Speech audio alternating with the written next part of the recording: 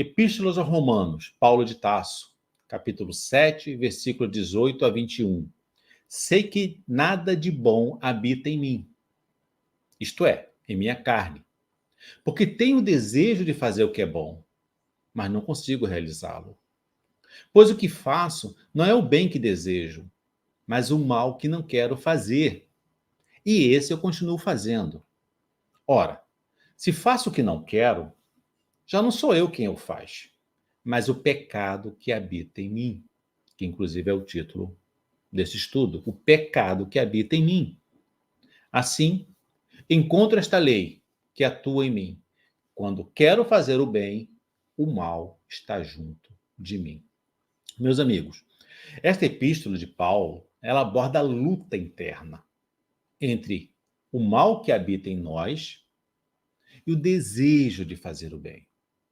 Perfeito? A evolução espiritual, meus amigos, exige uma compreensão honesta da nossa própria fragilidade, das nossas próprias sombras e da nossa necessidade de redenção.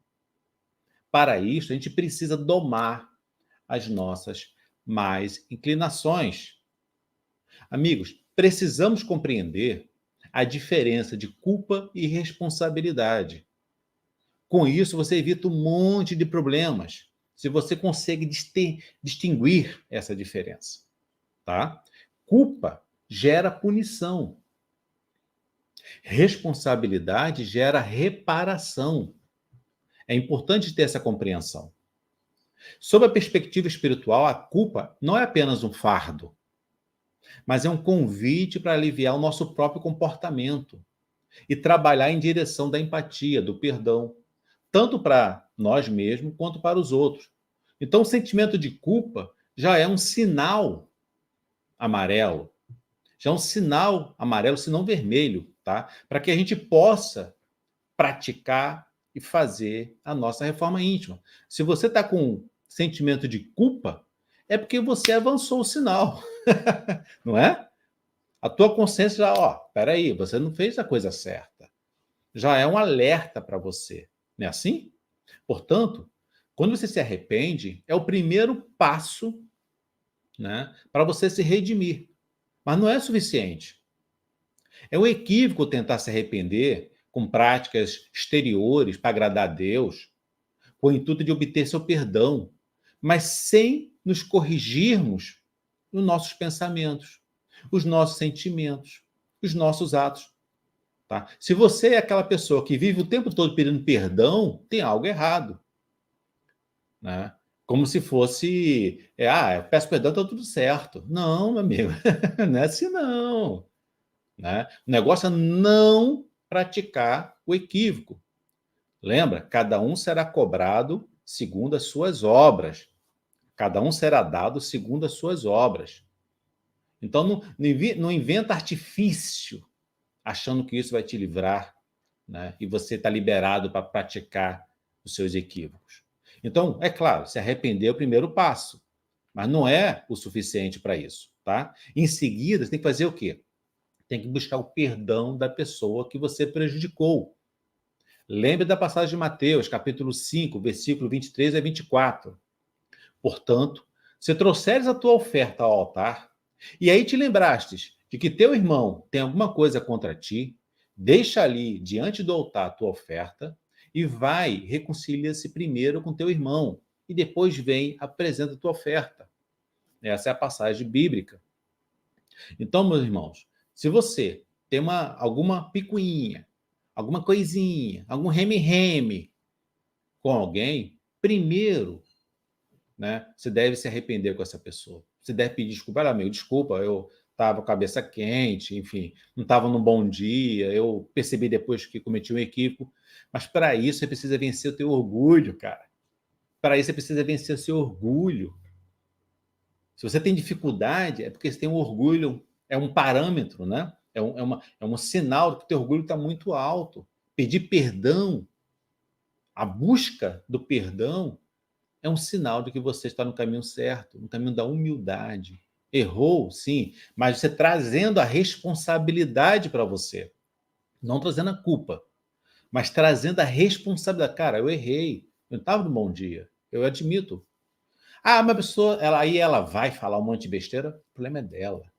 Se ela não te perdoar, se ela ficar mais ainda, né? Que algumas pessoas, não vou chamar ser humano, algumas pessoas têm gosto de sangue na boca, né? Quando percebe a oportunidade de e com as unhas e dentes na jugular do outro, vai que vai.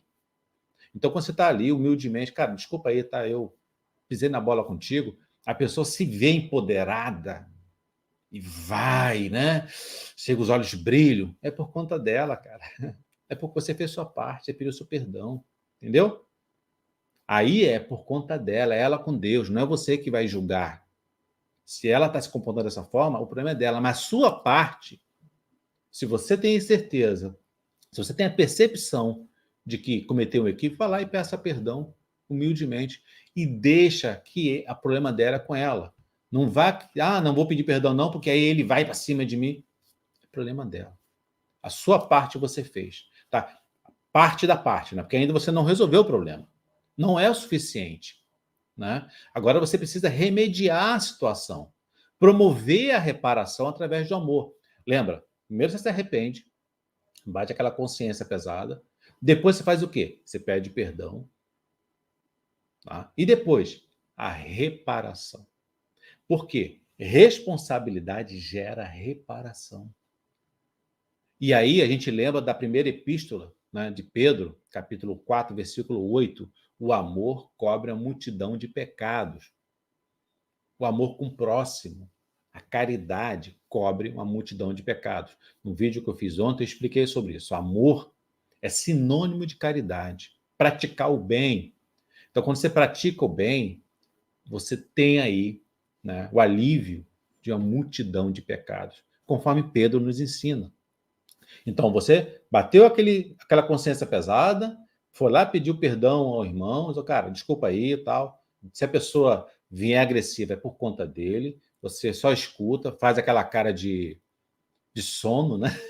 Fica assim olhando para ele, não revida, não aproveita esse momento para falar besteira, que aí você volta a incorrer em equívocos, tá? Você olha para ele com um olhar de generosidade, passividade, olhar de peixe morto, né? Olhar de quem está dormindo, deixa as pessoas bravejar à vontade, se assim ela se comportar. Ela também pode comportar o contrário. Poxa, amigo, legal, pô, tranquilo, rapaz, deixa bola que segue, vida que segue, pô, beleza. Também tem isso, né? Aí também não pode esperar que o outro sempre vá nos agredir. Se agredir, a gente tem que saber se comportar. Se também reconhecer, pô, legal, tá tranquilo, beleza, vamos seguir. Beleza, você fez a segunda parte. E a terceira, qual é? A terceira, meu irmão, é a reparação. E a reparação é o amor. Não existe nada mais poderoso que o amor no universo. Então, quando você pratica o bem, quando você pratica o amor ao próximo, tá? Primeiro, amar a Deus sobre todas as coisas, que é o primeiro e principal mandamento. E depois, amar ao próximo como a ti mesmo. Então, quando você tem a responsabilidade do que você fez, e ao praticar o amor ao próximo, você tem aí a cobertura de uma multidão de pecados, tá bom? Se não fizermos desse jeito, desse modo, o que vai acontecer? Não vou fazer desse modo, não. Eu vou pedir perdão a Deus nas minhas orações. Vai acontecer o que algumas religiões e doutrinas chamam de karma. Né? Você vai adquirir um karma. E isso vai te levar a uma expiação na próxima encarnação. Aí, dependendo do grau, dependendo do nível de equívoco que aconteceu, de repente aquela pessoa vai virar como seu filho, virar como seu pai, sua mãe, para vocês então fazerem as pazes. É a providência divina lhe proporcionando as pazes. E aí esse espírito vem depois no seu âmbito familiar. Tá bom? Então, se nós não procedermos desse jeito, a gente naturalmente tem expiação. Porque, meus amigos, no universo devolve tudo. Né? Se você promove o bem, o universo devolve o bem. Se você promove equívocos, maldade, inveja, ódio, picuinha, ranzinza, pão-durice, o universo devolve. Né? É o efeito bumerangue, vai e volta. Percebe? Então, assuma a responsabilidade. Primeiro, consciência pesada. Depois, peça perdão. Depois, pratique o amor ao próximo. porque o amor cobre a multidão de pecados. Ou seja, Deus nos perdoa quando você pede perdão, mas ele concede a reencarnação para que haja reparação do mal que praticamos.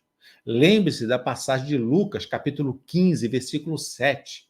Deus não quer a condenação do pecador, mas a sua reabilitação. Eu vou repetir, você talvez não tenha entendido direito. Deus não quer a condenação do pecador, meus irmãos, mas a nossa reabilitação. Para isso nós estamos encarnados, para nos reabilitarmos dos nossos equívocos de vidas passadas, de existências passadas. Paulo de Tarso, nessa passagem, em que ele admite a própria incapacidade de fazer o bem por conta própria, aponta para a necessidade de um suporte, de um apoio dos planos superiores. Né? Esse mal que habita em mim, aqui está no nosso inconsciente, esse mal que habita em mim, ele foi construído exatamente pelas atrocidades que nós praticamos em vidas passadas.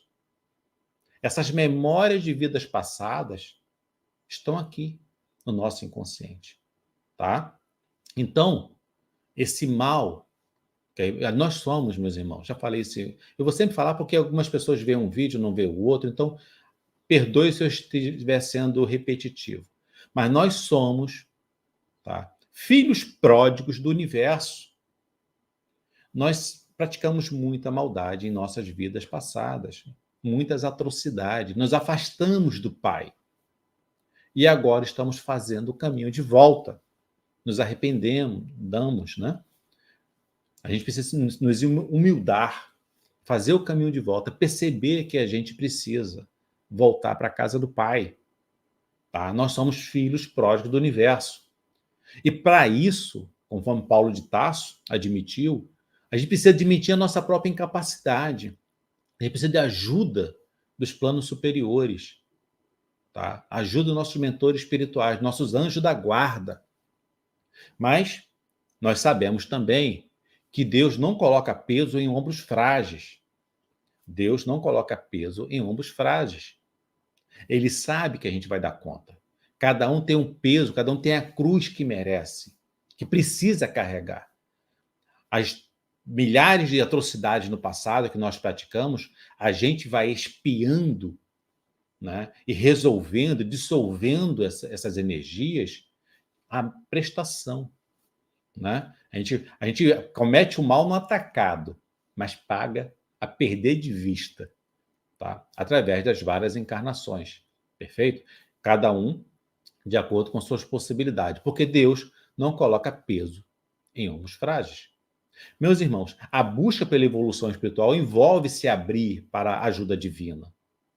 E a gente tem que permitir que a graça de Deus e dos espíritos superiores que nos assistem, que nos ajudam, nossos anjos da guarda, possam nos guiar nessas horas, nessa jornada, nesse momento de transformação pessoal, nesse momento de reforma íntima. Lembre da passagem de Jesus, Mateus 26, capítulo 26, versículo 41. Vigiai e orai, para que não entreis em tentação. O espírito, na verdade, está pronto, mas a carne é fraca. Então, vigiai e orai. Vigiar os pensamentos. Né? Então, por estar lá lavando louça, lavando um carro, caminhando, e vir aquele pensamento ranzinza, criticando alguém, julgando alguém, para e ora. São nossas mazelas, nossas sombras de outras existências, que estão ali. Ó. A gente não tem... A maioria das pessoas acha que tem obsessor. A gente tem uma auto-obsessão, a obsessão de nós mesmos, do nosso passado. O nosso passado não é bonito, meus amigos. Estamos aqui nos curando. Nós somos a nossa melhor versão nesse processo de evolução espiritual. Então, se você se pegar, quando estiver lavando o carro, pensando mal do teu irmão, da tua mãe, do teu pai, do teu filho, do teu vizinho, do teu colega de trabalho, do teu colega da igreja, da casa espírita, ora, vigia e ora. Para e faz uma oração, uma prece, um Pai Nosso, tá certo? Medita. Cada um de acordo com suas crenças. Mas para. Não fica remoendo né? Nesse looping mental, tá? Porque o próprio Jesus nos ensinou: vigia e ora. Pessoal, a luta contra nossas más inclinações não é desculpa para ceder à fraqueza. Pelo contrário, no universo não tem prediletos. Todos somos iguais, tá? E sim uma motivação para a gente buscar reforma íntima. Essa dificuldade é uma motivação para que a gente possa ter o bom combate. Lembra de Paulo? Quando ele expôs a própria dificuldade, ele me mostrou que ele é gente como a gente. Ele cria uma empatia. Diz, olha, estamos juntos, eu também passo por isso. Né? Percebe que ele também passou pelas mesmas dificuldades, pelos mesmos conflitos, pelos mesmos dilemas que nós passamos, que nós enfrentamos. Cabe a cada um de nós aqui assumir essa responsabilidade. Ou seja, não há privilégios na criação divina. Depende exclusivamente de nós, né? Era aquela musiquinha, depende de nós. Pois é, depende de nós, de cada um. A salvação é individual, tá? As lutas, os desafios, as aflições que enfrentamos nessa vida, meus irmãos, são, na maioria das vezes, nossos equívocos, reflexos dos nossos equívocos de existências passadas, de vidas passadas. Existe uma dualidade em nós, seres humanos. Nós somos formado um corpo físico, um corpo animal, biológico. A nossa diferença biológica para um outro animal é menos de 1%. Pesquisa aí no tio Google.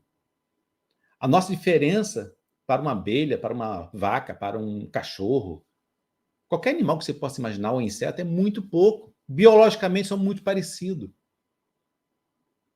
Guardadas as devidas proporções, a diferença é muito pouco. Essa dualidade entre o espírito, que está no processo de evolução, e esse corpo animal, essa dualidade, ela é travada no nosso processo espiritual, encarnação após encarnação.